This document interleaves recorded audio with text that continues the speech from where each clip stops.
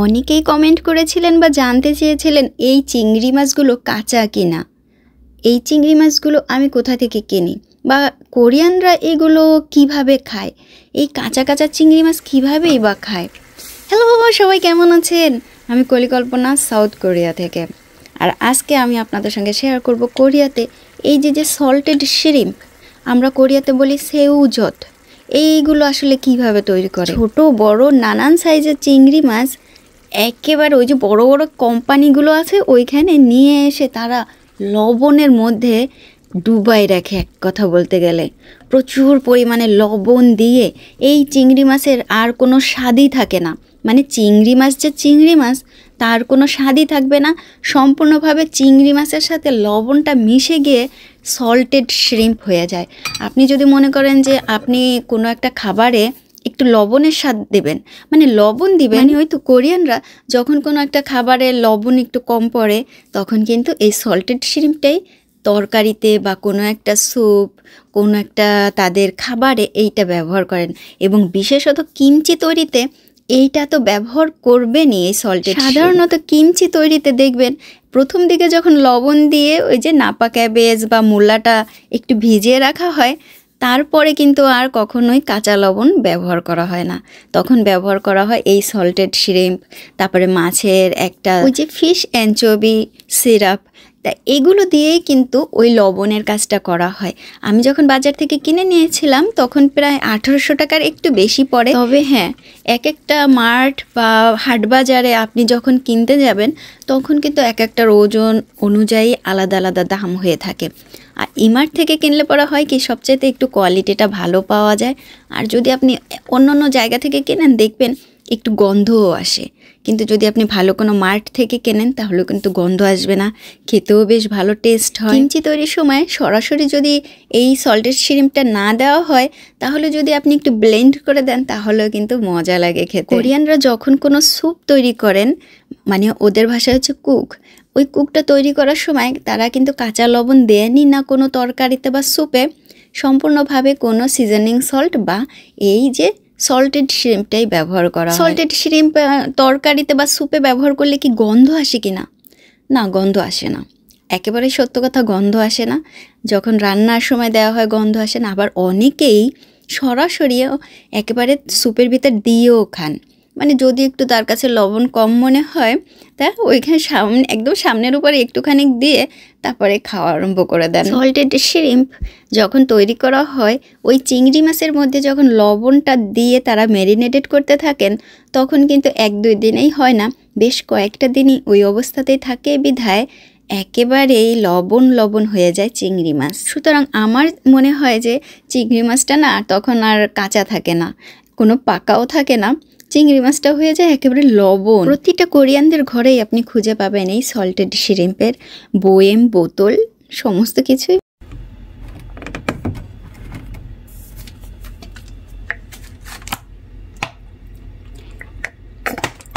তেল দিয়ে দিলাম।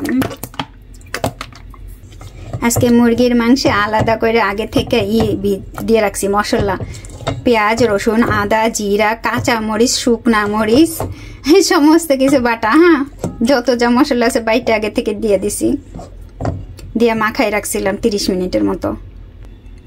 এখানে তেল গরম হয়ে গেলে মশলা দিয়ে দিচ্ছি, এই একই মশলা ঘরে যত মশলা আছে বাইটে দিয়ে দিলাম, আর কিছুটা যে মাংসে মাখাই রাখছি। মশলা ভালো করে ভেজে নেব, একেবারে ভেজে নেব। এই মাংসে আমি লবণ আর হলুদও দিয়ে রাখছি একবারে। এই তেজপাতা আমাদের বাড়ির তেজপাতা, আমাদের বাড়িতে আগে তেজপাতার গাছ ছিল, তো সেই বহু বছর আগে মা তেজপাতা নিয়ে আসছিল, তারপরে সেই তেজপাতা আমি এখনও লাস্টের টুকু রেখে দিচ্ছিলাম, কারণ ছিল আমি এইরকম তেজপাতার এরকম দেখেন বক্সগুলা মানে বয়েমগুলা কিনি, এই যে তারপরে পিছনে দেখেন আরো বড় তেজপাতা, ঠিক এরকম কিনে কিনা খাই।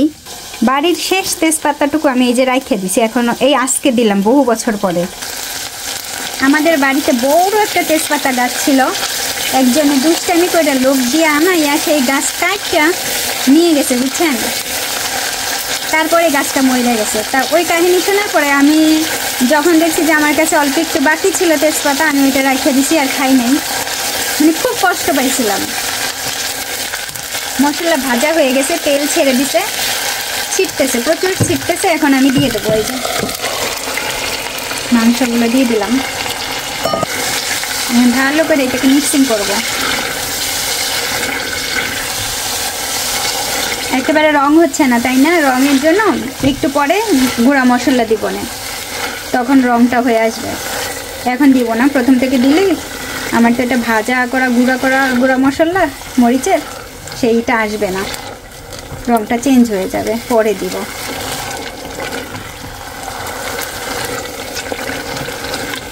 হালকা পানি দিই, একটু কষান দিই,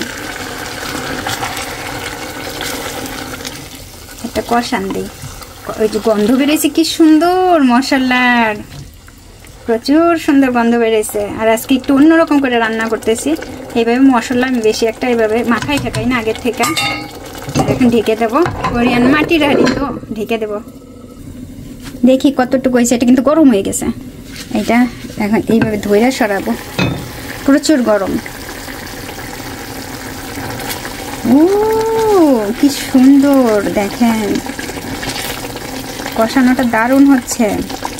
এখন আমি এর ভিতরে না অল্প পানি দিয়ে দেবো, আর কষাবো না, কারণ মাটির হাঁড়িতে তো তাড়াতাড়ি এমনি রান্না হয়ে যায়, গলে যায়। আর কোরিয়ান মুরগিগুলো এমনি তাড়াতাড়ি গলা যায়, এত গলে তাড়াতাড়ি। এই যে পানি দিয়ে দিচ্ছি আর একটুখানি, লবণ আর হলুদ দেওয়া ছিল, তারপরও আমি আর একটুখানি কেজে দিয়ে দিচ্ছি, যেন কালারটা আর একটু আসে, আর লবণটার যেন স্বাদটাও ঠিক মতো থাকে। এখন এটা ঢেকে দেবো, হইতে থাক।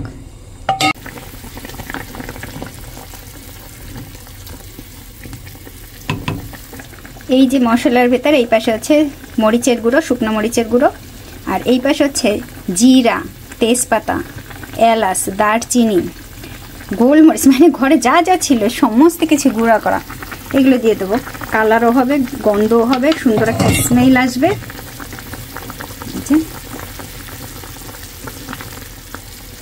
এখন জাল হতে থাক, যেটুকু কালার আসে। আজকে খুব বেশি একটা আসবে না, কারণ আমি কাঁচামরিচ প্রচুর পরিমাণে দিয়েছি, আর এখন দিলাম শুকনো মরিচ গুঁড়ো। মনে হয় যেন ঝালে আমি খাইতে পারবো না, খুব সম্ভবত ঝালে আমি খাইতে পারবো না, এত ঝাল হবে। আর এখন আমি দিয়ে দেবো একটা আলু, এরকম 8 টুকরো করে কেটে রেখেছিলাম। খুব বেশিক্ষণ জ্বালাবো না, এখন একটুখানি জ্বালিয়েই না, একেবারে জাল কিন্তু নিভাই দেবো, কারণ মাটির হাঁড়ি তো এমনিই গলে যায়। একটু বেশ গরম গরমও থাকে, অনেকক্ষণ ঢেকে দেবো। সাগো হয়ে গেছে। এইবার আমি এই যে দেখেন কত সুন্দর হয়েছে।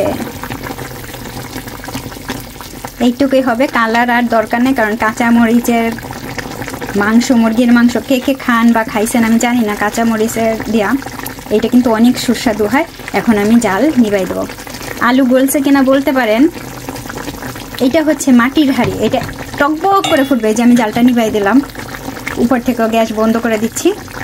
এইটা এত পরিমাণে গরম যে এই আলু গলে একেবারে পুরাই হয়ে যাবে। আমি ঢেকে দেবো, আর পানিটাও কিন্তু অনেকটা টেনে যাবে, ঝোলটাও টেনে যাবে অনেকটাই। ঢেকে দিচ্ছি, বাস একটু পরে ভাত খাবো।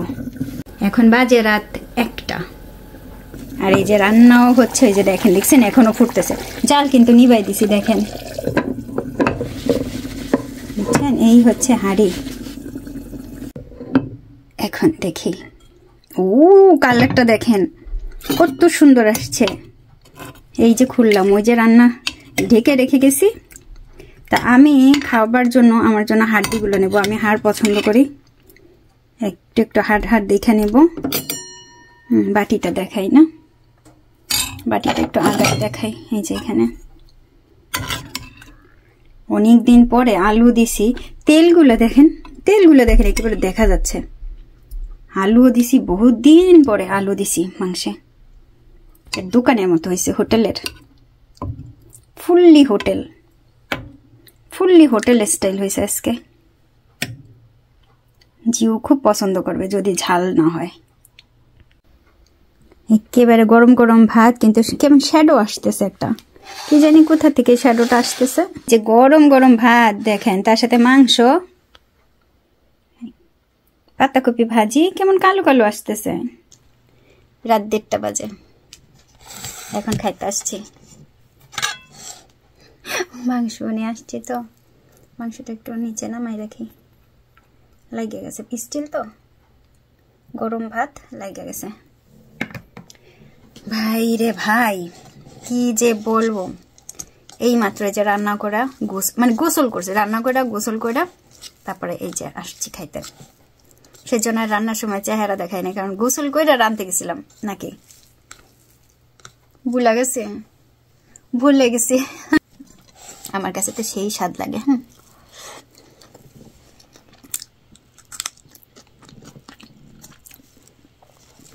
অনেকদিন পর পাতাকপি ভাজি তো, সেই স্বাদ দেখা যায় না।